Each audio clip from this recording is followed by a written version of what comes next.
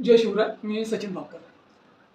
मित्रांनो, आजचा व्हिडिओ हा टरबुजाच्या संदर्भात आहे आणि महत्त्वाचा व्हिडिओ आहे. तर व्हिडिओ पूर्ण बघा आणि चॅनलला सबस्क्राईब फॉलो करा आणि व्हिडिओ जर आवडला तर लाईक कमेंट शेअर नक्की करा. तर मित्रांनो, टरबुजाविषयी थोडीशी माहिती द्यायची आहे. आपल्या टरबूज उन्हाळ्यामध्ये आपण मोठ्या प्रमाणात सेवन करतो. तर टरबुजामध्ये इंजेक्शन लावलेलेही टरबूज येतात. तर याचविषयी मला माहिती द्यायची आहे की ओरिजिनल टरबूज आणि इंजेक्शनवाले टरबूज यामध्ये काय फरक आहे ते मला सांगायचं. तर मित्रांनो, हा जो भाग तुम्ही बघत आहे,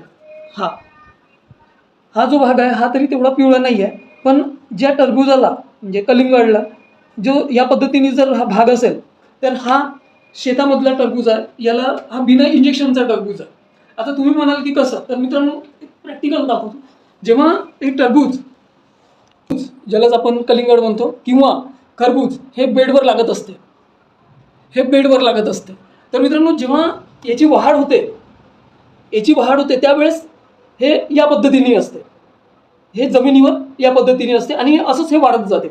तर त्यामुळे काय असते की हा जो भाग आहे, हा एवढा भाग जो पिवळा भाग आहे, हा असते माती याला टच झालेली असते. त्याच्यामुळे हा एवढा जो भाग आहे, हा एवढा भाग मातीला टच असल्यामुळे हे बघून घ्यायचं. जर असेल मातीला टच असल्यामुळे हा एवढा भाग हा पिवळा असतो, पण आणि बाकीचा जो भाग आहे हा पूर्ण हिरवा असतो या पद्धतीने.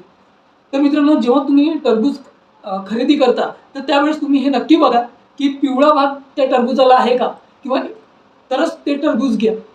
आणि जे टरबूज पूर्णपणे असे या पद्धतीने असते हिरव्या कलरचा, ज्यामध्ये असा पिवळेपणा नसतो, तो टरबूज पूर्णपणे इंजेक्शन दिलेलं असतो, ज्यामध्ये केमिकल असते, त्याला ती केमिकलने पिकवलेलं असते. तर मित्रांनो, अशी या पद्धती थोडं काळजी घ्या, कारण याचे जे टरबूज इंजेक्शनने पिकवलेले असते ते त्यामुळे म्हणजे आपल्या शरीरावर त्याचे खूप वाईट परिणाम होऊ शकतात. तर म्हणून जेव्हा तुम्ही टरबूज घ्याल तर त्यावेळेस तुम्ही फक्त हा पिवळा भाग त्या टरबुजाला आहे का हे नक्की बघा. आणि व्हिडिओ जर आवडला तर लाईक कमेंट शेअर नक्की करा. धन्यवाद.